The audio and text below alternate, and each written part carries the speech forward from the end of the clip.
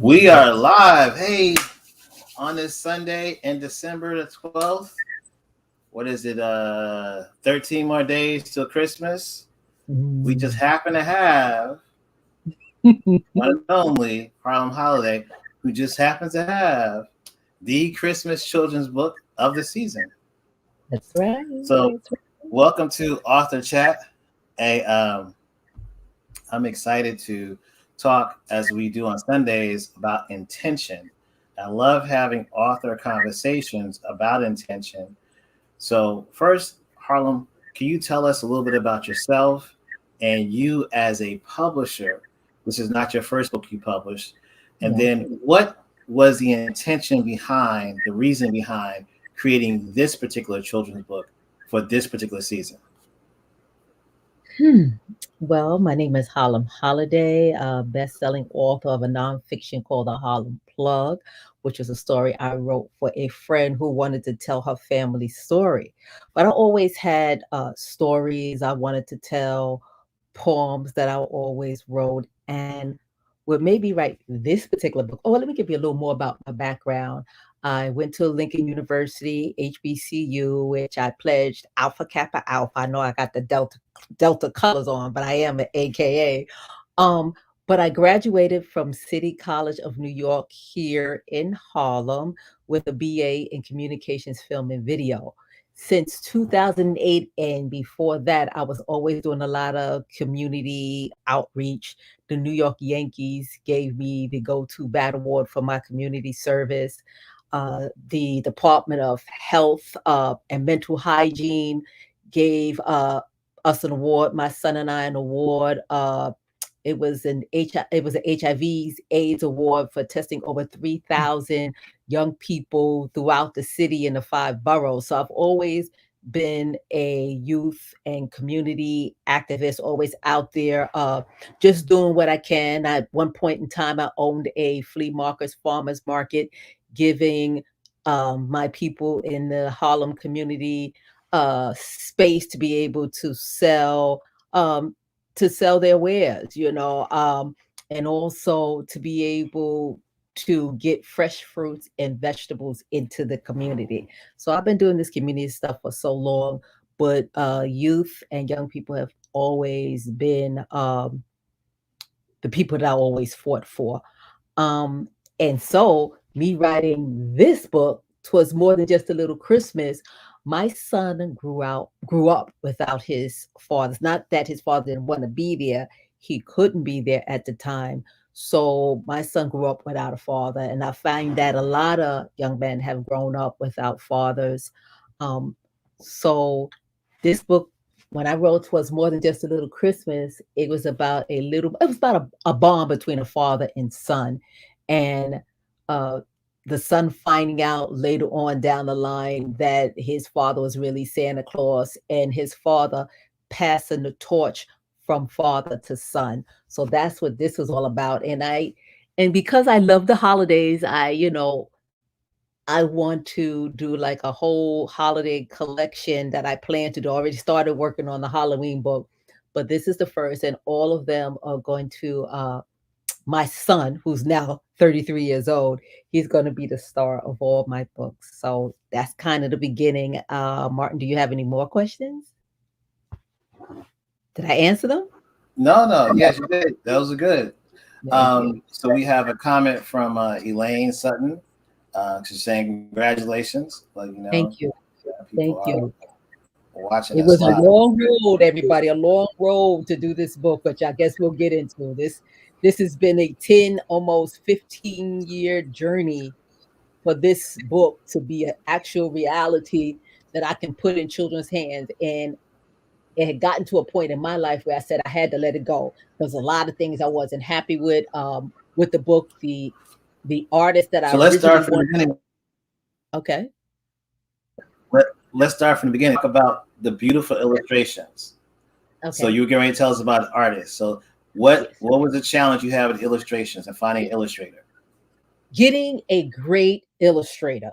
And then the illustrator that originally wanted to do the book, it was a guy from the Bronx named Steve Cass. I had started out with him doing the illustrations, but he had got caught up in some other things, personal life things, and he couldn't complete the book. So then I was searching high and low for various artists, and then I met another gentleman. He's a known artist as well. Both of these guys have worked with Disney, and I wanted the best. And then the other brother that I had one, I think he has a comic book series called Brother Man, and I'm sorry if I'm messing up his name, but there was another brother from Philadelphia. I actually went to school with his brother. I had wanted him to do the illustration, but he was working on some major projects, so he couldn't help me. So then I started putting ads out, getting students to send me illustrations, because I was very picky and choosy about who I wanted to do the illustrations, because I wanted the illustrator to be as close to Steve Cass's illustrations as possible. So it was a hard task. And then when um, I found a gentleman. So what was important to me also about doing this book is that the artist can understand the culture and make sure that the illustrations looked like us. So that was the other challenge, and that's why I was looking so hard for black or Hispanic or somebody of color to do my illustrations, but that didn't happen. I wound up meeting with a gentleman um, named Mike Ricotta, and he did some Cheerios commercials, but his resume was pretty impressive. Yeah, he charged me an arm and a leg. We're talking about $10,000. I didn't know any better, everybody. He charged me $10,000 to do the illustrations on this book, and I borrowed the money. I finally finished paying. I got one more payment left. The guy that loaned me the $10,000, I got one more payment left to pay him this month, and then I'm finished with that debt. But yes, he charged me $10,000 to do the illustrations, and I was a little disappointed. I didn't meet my deadline 10 years ago when I wanted to put the book out, because I really wasn't happy with the illustrations. Um, and I didn't put the book out because I wasn't happy with the illustrations. I didn't put the book out because he had missed my deadline and I couldn't put the book out. So I was just holding on to it, hoping that maybe I'll find another artist that would work with me and wouldn't charge me so much money to redo the illustrations. I did bump back into Steve again, who I originally wanted to do the artwork, but then, like I said, Steve is a top-notch illustrator and worked with Disney, so I would have had to put another $10,000 out of pocket, probably more. I just couldn't afford that. So when COVID hit, I decided, money was really scarce. Everybody knows that. And I'm looking at this book, and I let a few people read the book and look at the book, because we went through various transformations. This book with the covers, with different editors. Thank you, uh, the editor. Oh my gosh, Susan Taylor. Oh my gosh, It's how okay.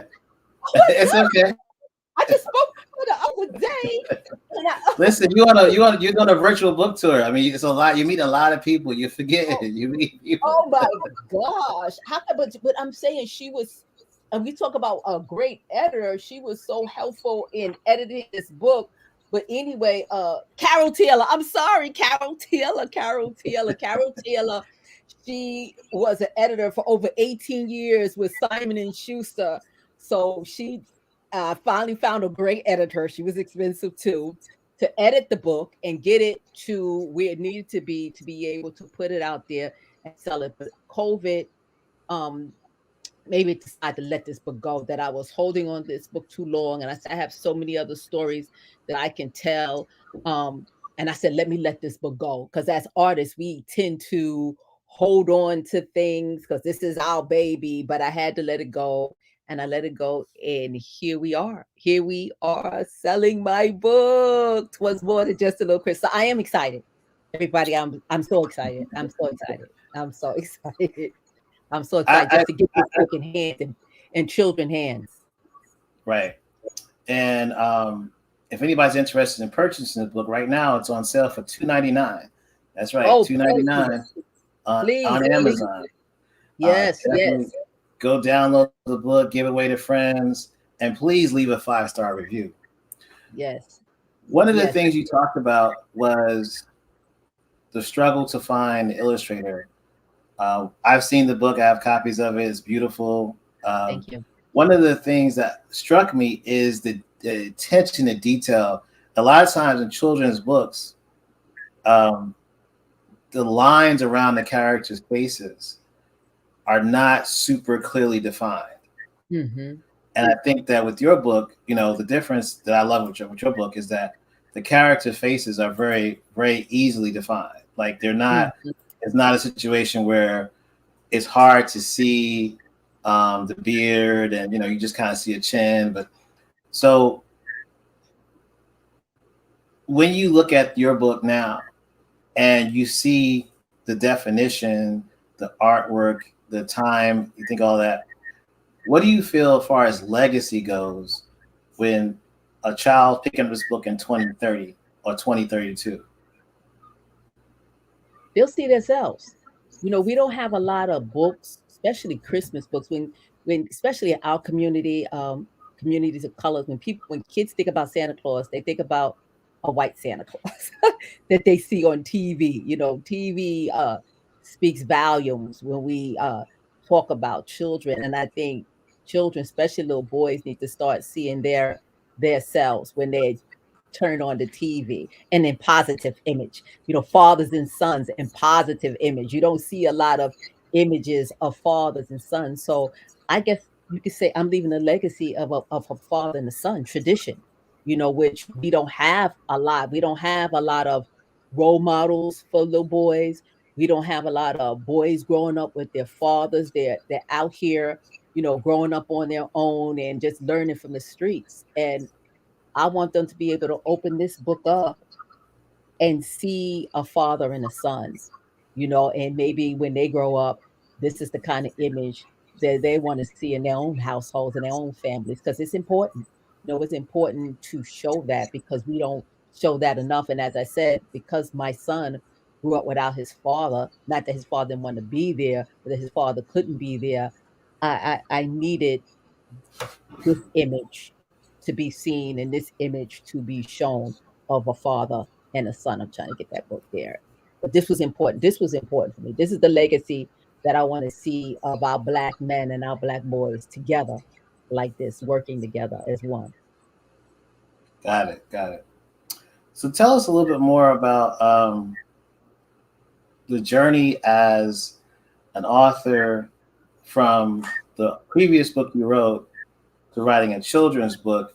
I've heard, I don't know, haven't written a children's book, but I've heard that one of the issues is that when you are writing for children, you have to write for certain grade levels. So whereas you might tell the story as an adult, there are certain things that we already understand inherently, Hmm. but that children need to be explained to each level of a Of story course, development. of So course.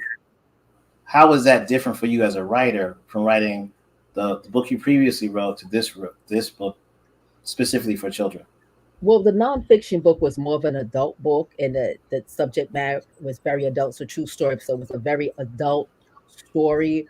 Um, as far as the children's book, I consider this more of a novelty children's book, not an average children's book. It's a novelty because it's a Christmas book, but also this is a book, even though it's for children, it's really for all ages because of the subject matter. Like I said, this is a fun book. We're talking about the father and the son, and it's so funny when you open up this book and you read this book. It's very urban, very, I can say, black. When we talk about, you know, uh, just how the households are around the holidays when you're talking about a black family. It's just a whole lot going on. And the reindeers in here are hip hop reindeers. So if you look at the reindeers, you'll be able to notice that actually if you look at the reindeers, you'll be able to notice different hip hop. I call them the hip hop reindeers. So when you look at my reindeers, let me open up the book too. If you look at the reindeers, You see, you got, I call them the hip hop reindeers. You know, you got, if you really look at them, you got Jay-Z and you got Little Wayne. So you got, it's fun. You know, it's fun. It's fun. And the reason why I say it's fun, because even some of the subject matter, it's fun for kids, but I kind of do new school, old school. Because I talk about, we know that, Fat Joe is still around and Jay-Z is still around.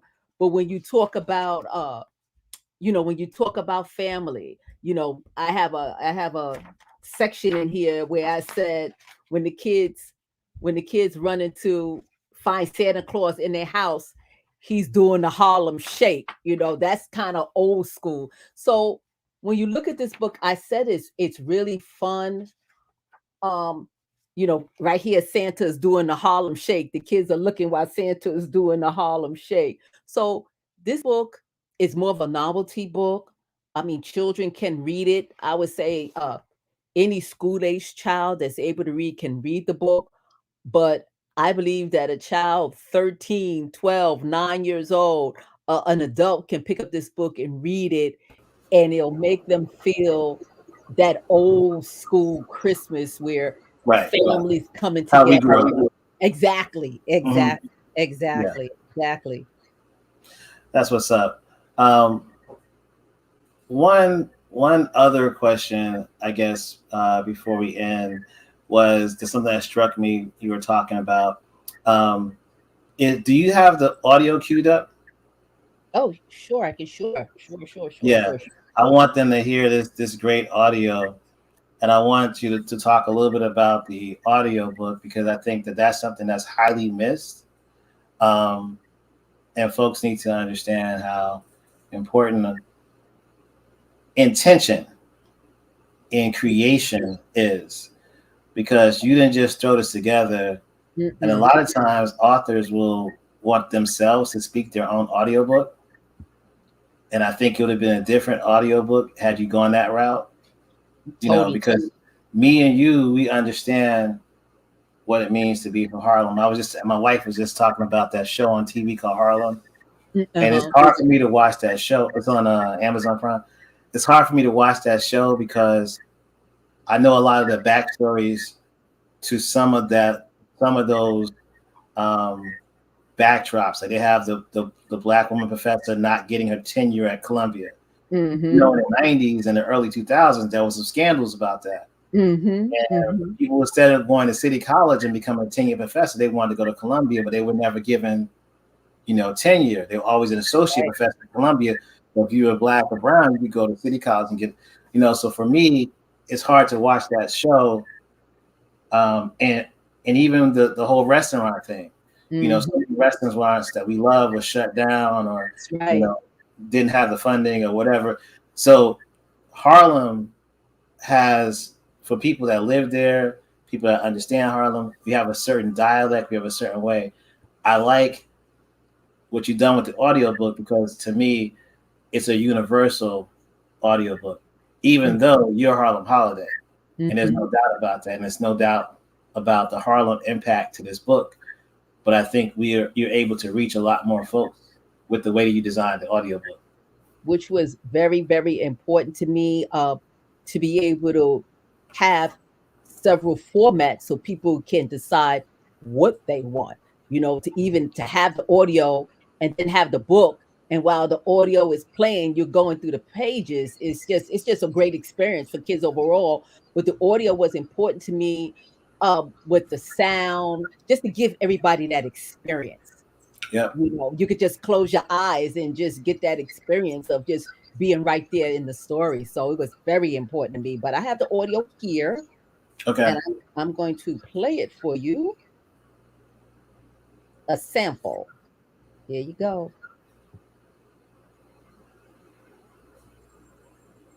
'Twas the night before a special Christmas, and all through the house, Mom picks up the dirty laundry, and Pepper chases a mouse. The tube socks are hung by the window with care, next to a chilled can of Pop's favorite root beer. Ronnie looks out the window and shouts with good cheer, "Look, a shooting star! I hope it brings Santa here." clock tick-tocks in the hallway while everyone is snuggled in bed. Ronnie is having delightful dreams about riding in Santa's sled. Mom's is in the kitchen making her holiday honey buns, while Pop hits the sack early, worn out from all the day's fun. Pops is dreaming sweet dreams with a smile on his face, with visions of him and Mom's cuddling by the fireplace. The kids hear a noise. And that's the sample, folks. That's the Yeah, sample. so there is a very strong intentionality that comes through. It's an excellent production. What keeps coming up in my head is the word timeless, classic, well, it's 3 words, and legacy. And I feel like you created that space for whether it's 2032 or 2024. This is now going to be a tradition to listen to Twas a little more. Twas more than just a little Christmas. Right. And just from the artwork to the audio, it's beautiful. Like I don't really have any strong critiques. I know you yourself felt a little some kind of a way. Yeah, I did. You had to change. You asked for constructive feedback. You got constructive feedback, and that wasn't something you really wanted to change, but you did make the change. Yes. What advice do you give authors who are going through in their mind, because all of us in our mind, we have this classic scenario we're going to create. In your case, it was 11 years and almost $20,000 worth. But you have a classic on your hand, and you have a banger. What advice do you give authors who are just starting out in regards to failing and succeeding? If you're looking to jump into this business, publishing business, to make money, then you're in the wrong business, because it takes time. It takes time. It takes money. It takes a lot of energy and just believing in yourself. So that's what I would say. And make sure that you don't cut corners. If you want the best book, the best illustration, the best story, don't cut corners. Don't cut corners. Take your time, get the best editors, the best illustrators for your book. Just don't cut corners. That's what I would say. And take your time, because it's going to be a lot of work. Yeah, I agree 100%. Some of the comments, congratulations on the book from Brother Gabe. Definitely, he's coming in from Dallas. Brother Boya says congratulations also. And lastly, how do people get in touch with you to buy the book? We know it's on Amazon, so you can go to Amazon. You can buy it right today for $2.99. But your actual website, which you do have listed across the bottom of the screen, is what is that again? My website, where you could also purchase merchandise. Twas more than just a little Christmas merchandise, is I Am Christmas in Harlem. That's I Am Christmas in Harlem. Well, make sure that you download today, because we're looking to go to #1 bestseller. I'm almost there. I need your help. Please put the word out and download that ebook on Amazon for $2.99. Leave a 5-star rating and leave a review. Thank you. And also check me out on IG, on my IG. I am Harlem Holiday. That's what's up. Thanks for coming and being a part of our weekly cast on Authors Chat here on LinkedIn and also on Facebook. Please be mindful. We're in a uptick of COVID season, so please, y'all, be safe out there. Wear the mask, wash your hands, and check out Harlem Holiday on IG and also on Amazon. Take care. Happy holidays and Happy New Year, everyone. God bless.